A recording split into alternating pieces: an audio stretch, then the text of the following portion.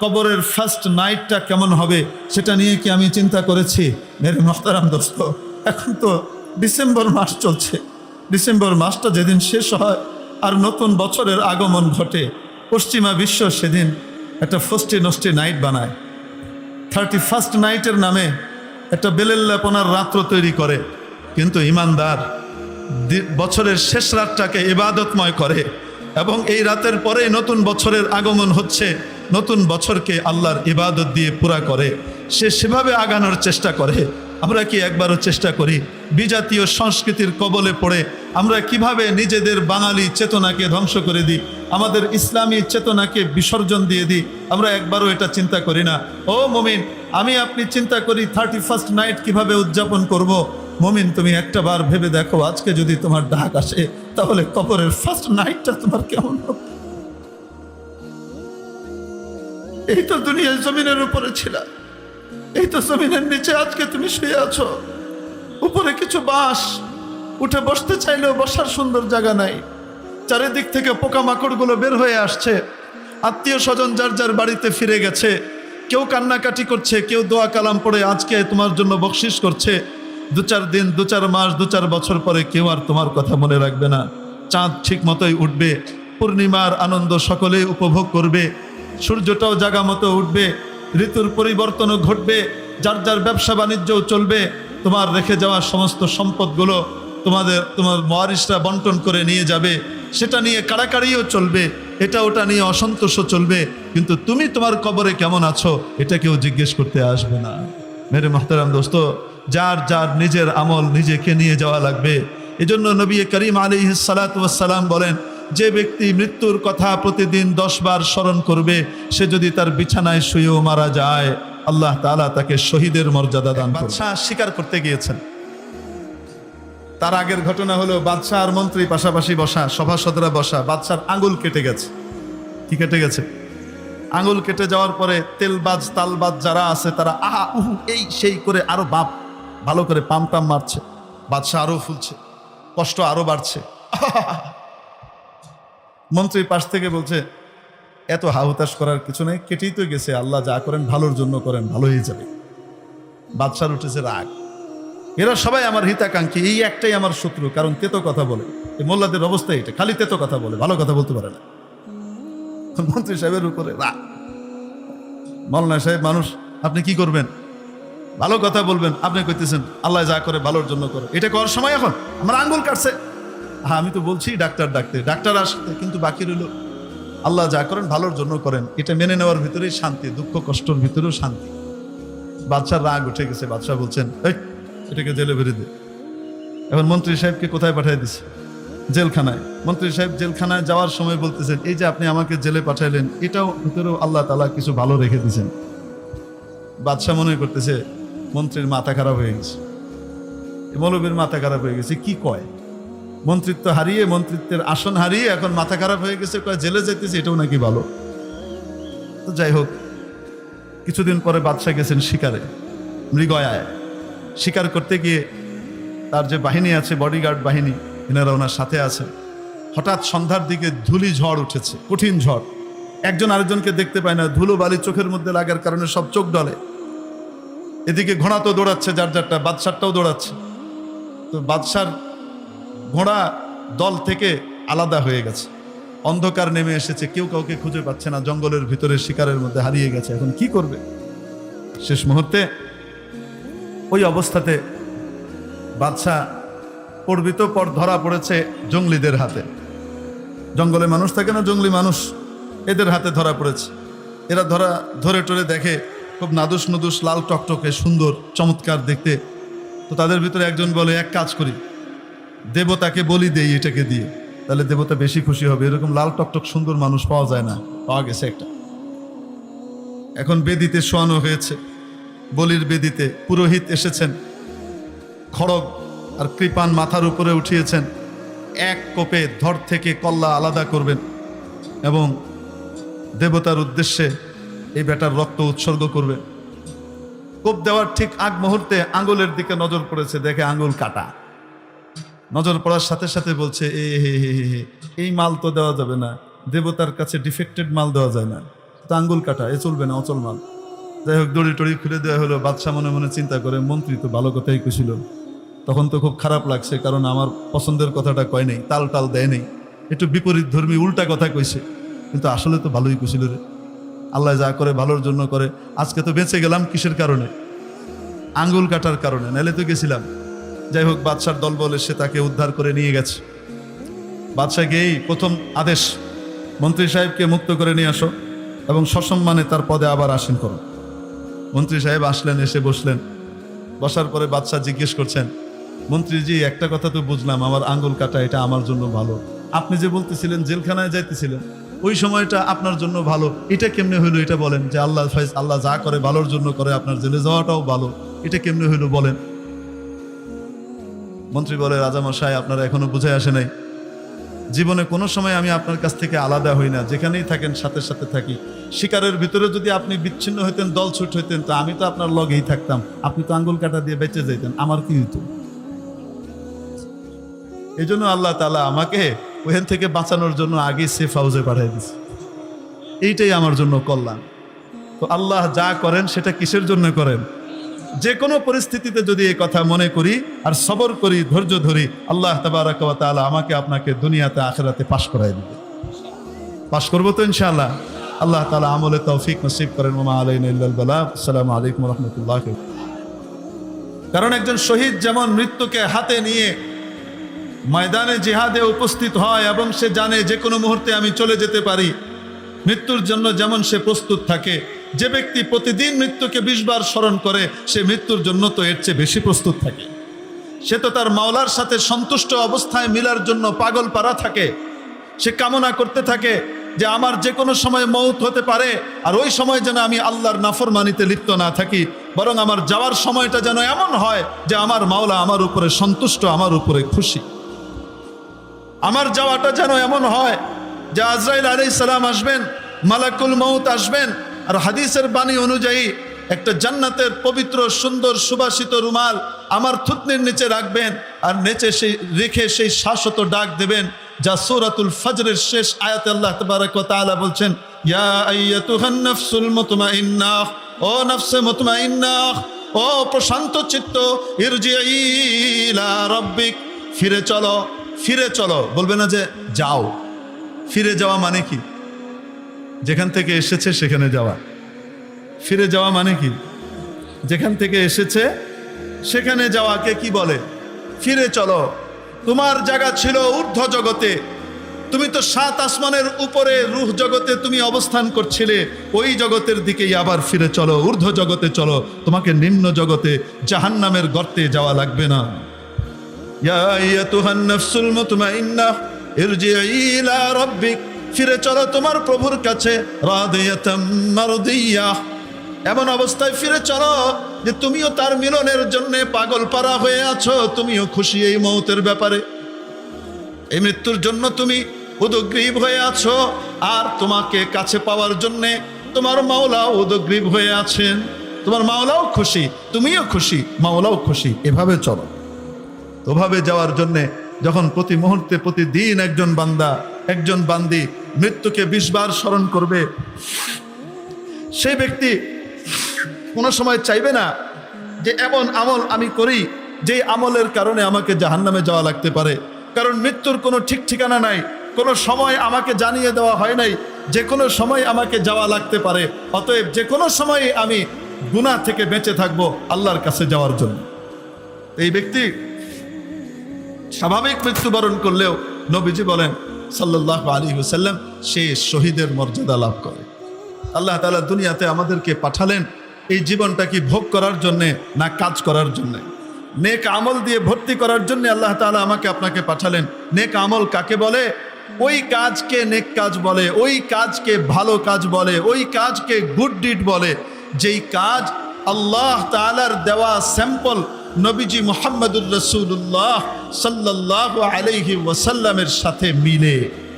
নবীজি যেভাবে করতেন, নবীজি যেভাবে করার জন্য নির্দেশনা দিয়েছেন, সেই নির্দেশনার সাথে যেই কাজ মিলবে সেটাই ইবাদত, সেটাই নেক আমল। বান্দা ঘুমাতে যায়, দুনিয়াতে কোনো মানুষ যদি অফিসে গিয়ে ঘুমায়, মালিক তাকে বেতন দেয় তো? 9টা 5টা অফিসে আসার পরে সে একদম নাক টেনে চেয়ারে হেলান দিয়ে ঘুমাচ্ছে, সাউন্ড স্লিপ দিচ্ছে, ক্লোজ সার্কিট ক্যামেরাতে স্যার দেখতে পাচ্ছে এই অফিসার এসে খালি ঘুমায়। তো তার প্রমোশন হবে তো? বলেন না কেন? বেতন বাড়বে না চাকরি যাবে? অথচ আল্লাহ তাআলা এত বড় মেহেরবান, নবীজি সাল্লাল্লাহু আলাইহি সাল্লামের দাম এত বেশি যে যদি নবীজির আমলের সাথে কারো ঘুমটাও মিলে যায় আল্লাহ তাআলা সেটারও বিনিময় দেন। সহিহ মুসলিম শরীফের হাদিস, নবীজি সাল্লাল্লাহু আলাইহি সাল্লাম ইরশাদ করেন যে কোনো ব্যক্তি যদি এশার নামাজ জামাতের সাথে আদায় করে, ফজরের নামাজ জামাতের সাথে আদায় করে, আল্লাহ তাআলা তাকে সারা রাত ইবাদতের সওয়াব দিয়ে দেন।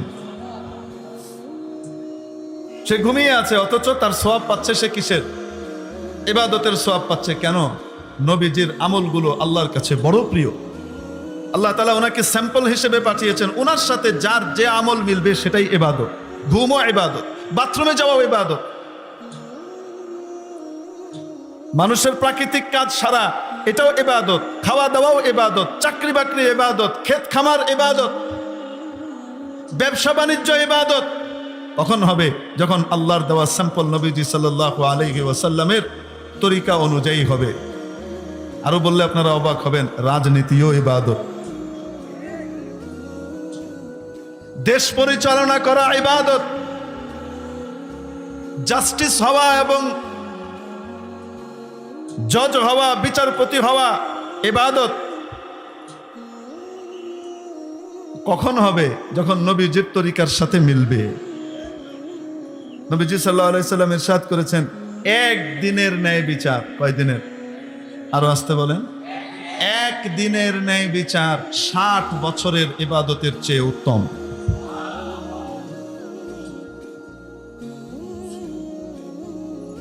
আল্লাহু আকবার। কিয়ামতের দিন 7 ক্যাটাগরির মানুষকে ভিভিআইপি মর্যাদা দেয়া হবে। কয় ক্যাটাগরির?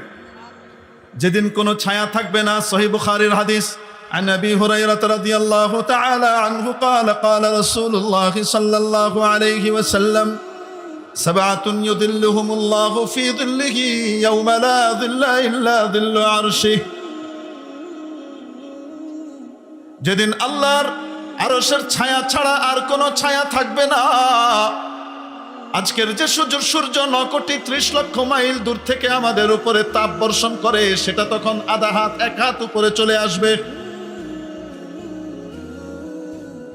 সেদিন ছায়ার জন্য মানুষ পাগল পারা থাকবে। সেদিন রব্বুল আলামিন তার আরশের ছায়া তলে ভিভিআইপি মর্যাদা দিয়ে 7 ক্যাটাগরির মানুষকে সম্মান দেবেন। কয় ক্যাটাগরি? তার মধ্যে 1 নম্বর আস-সুলতানুল আদল, ন্যায়পরায়ণ শাসক, ন্যায়পরায়ণ বাদশা, ন্যায়পরায়ণ ক্ষমতাবান। 1 নম্বরে সে আসন পাবে। তাহলে রাজনীতি ইবাদত না? বলেন না কেন? আমরা এটাই বলি। আমরা কাউকে ক্ষমতা থেকে নামাতে চাইও না, কাউকে ক্ষমতায় উঠাতেও চাই না। আমাদের কে ক্ষমতায় আছে না আছে এই নিয়ে আমাদের মাথা ব্যথাও নাই। আমাদের একটাই কথা, আমরা সমস্ত মানুষকে এক কথাই বলি। আমিরকেও বলি, ফকিরকেও বলি, হুজুরকেও বলি, মজুরকেও বলি। আল্লাহ রাব্বুল আলামিন নবীজির ইলমের ওয়ারিস বানানোর কারণে দায়িত্ব বর্তে যায়, তাই বলতে হয়। সবাইকেই বলি, আসো আল্লাহর হুকুম নবীর তরিকার দিকে আসো। তুমি দুনিয়াতে আল্লাহ যে তোমাকে পরীক্ষার জন্য পাঠিয়েছেন, সেই পরীক্ষায় চূড়ান্ত সাফল্য লাভ করো। তোমার প্রতিটি কাজকে ইবাদত বানাও। তোমার রাজনীতিটাও নবীজি সাল্লাল্লাহু আলাইহি সাল্লামের তরিকায় করো এবং জান্নাতের সবার উপরের আসনটা তুমি গ্রহণ করো। আমরা এটাই বলি। কেউ সঠিক বুঝে, কেউ কি করে? ভুল বুঝে। মেরে মুহতারাম দোস্ত, এজন্য বলছিলাম, জীবনের প্রতিটি কাজকে যদি আমরা ইবাদত বানাই, নেক আমল বানাই, আমরা সাকসেসফুল। আল্লাহ তাআলা এজন্যই বলছেন, লিয়াবলুয়াকুম আইয়ুকুম আহসানু আমালা। তিনি মরণ এবং জীবন তৈরি করেছেন যেন এটা পরীক্ষা নিয়ে সকলের সামনে দেখিয়ে দিতে পারেন যে তোমাদের মধ্যে কে কে ভালো আমল নিয়ে আসে। না হলে কি হতো? না হলে হতো আমরা কি বলতাম? আল্লাহ তাআলা তো জানেন কে কি পরিমাণ নেক আমল করবে আর কে কি পরিমাণ বদ আমল নিয়ে আসবে, কে ফেল করবে, কে পাশ করবে। আল্লাহ জানেন না? বলেন না কেন? আল্লাহ সবকিছু জানেন, খুঁটিনাটি সহ জানেন, কিন্তু তারপরেও পরীক্ষার ব্যবস্থাটা কেন করেছেন, সুযোগ কেন দিয়েছেন, লেভেল প্লেইং ফিল্ড কেন কায়েম করে দিয়েছেন বলেন? সবার জন্য সমান সুযোগ। দুনিয়াতে আল্লাহ তাআলা কোনো তারতম্য করেননি, যে আমাকে মানে সে ফ্রি সূর্যের আলো পাবে, আর যে মানে না তাকে সূর্যের আলো দেওয়া হবে না। যে আমাকে মানে তাকে ফ্রি অক্সিজেন দেওয়া হবে, আর যে নাকি মানে না তার কাছ থেকে অক্সিজেনের ট্যাক্স নেওয়া হবে। কাফেরের কাছ থেকে অক্সিজেনের ট্যাক্স নেওয়া হবে, টাকা নেওয়া হবে। আল্লাহ কি এরকম কোনো পার্থক্য করেছেন? সকলকে সমান অবারিত সুযোগ দিয়েছেন। কেন? পরীক্ষার হলে ভালো ছাত্র খারাপ ছাত্র সবাই সমান, সবাই সমান। আর নবীদের মাধ্যমে জানিয়ে দিয়েছেন পরীক্ষায় পাস কিভাবে করতে হবে, জানিয়ে দিয়েছেন। অতএব যে ব্যক্তি নবীর তরিকা অনুযায়ী চলবে সে পাস করবে। আল্লাহ তাআলা সমান সুযোগ দিয়ে দিয়েছেন, নাকি দেন নাই? বলেন।